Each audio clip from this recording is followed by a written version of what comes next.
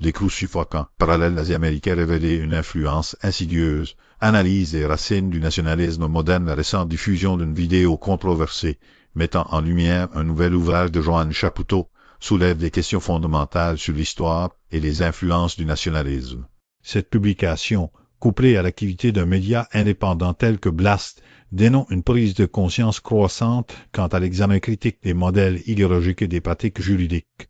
La controverse, alimentée par des hashtags tels que extrême droite et États-Unis, suggère une exploration de liens historiques potentiellement troublants, nécessitant une analyse approfondie des fondements de certaines doctrines contemporaines. La situation exige une investigation rigoureuse afin de comprendre les mécanismes de transmission de l'influence et de prévenir la répétition des erreurs du passé, tout en préservant les principes de la liberté d'expression et de la démocratie. Les fondations du système. Le cadre historique et juridique, un diagnostic nécessaire.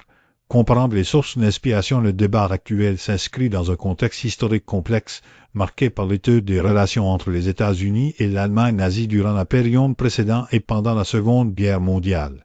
L'ouvrage de Chapoutot, explorant des aspects spécifiques de cette influence, s'appuie sur des recherches approfondies concernant les lois américaines, notamment celles relatives à la sécurité intérieure et aux libertés civiles, qui, selon certains, ont été directement inspirées par les règlements civils d'occupation allemands.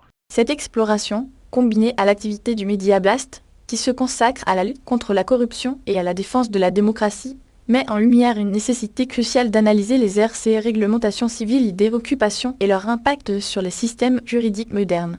L'analyse de ces influences, bien que sensible, est essentielle pour identifier les racines idéologiques du nationalisme contemporain et pour prévenir les dérives autoritaires. Les traites sciencieuses. Analyse des mécanismes d'influence, décrypter les connexions. Comprendre la transmission du savoir, l'influence nazie sur les États-Unis est un sujet complexe, souvent occulté par les récits historiques conventionnels. L'étude des lois américaines de l'après-guerre, notamment celles concernant la surveillance, la déportation et le contrôle des émigrés, révèle des similitudes frappantes avec les RCE allemandes qui visaient à réprimer l'opposition politique et à consolider le pouvoir. Des figures clés du gouvernement américain de l'époque, comme Ennio Giotto, Jr., ont entretenu des liens étroits avec des membres du régime nazi, facilitant la diffusion de l'idéologie nazie et l'acquisition de technologies clés. De plus, l'analyse des aspects culturels et des mécanismes de propagande, tels que l'utilisation de la musique et des arts, révèle une influence plus subtile mais tout aussi pernicieuse. Cette compréhension approfondie des relations et de la transmission du savoir est cruciale pour déconstruire les mythes et les préjugés qui entourent ces controverses. La balance déformée, prédiction et stratégie futures naviguer dans la complexité, assurer la stabilité démocratique à diffusion de ces révélations et l'intérêt accru qu'elles suscitent représente à la fois une menace et une opportunité pour la démocratie. Il est probable que cette controverse alimentera les discours de l'extrême droite et renforcera les mouvements nationalistes cherchant à instrumentaliser les RCA et les lois de surveillance à des fins politiques. Cependant, cette prise de conscience peut également stimuler un débat public plus large sur les fondements de la démocratie et les dangers du totalitarisme.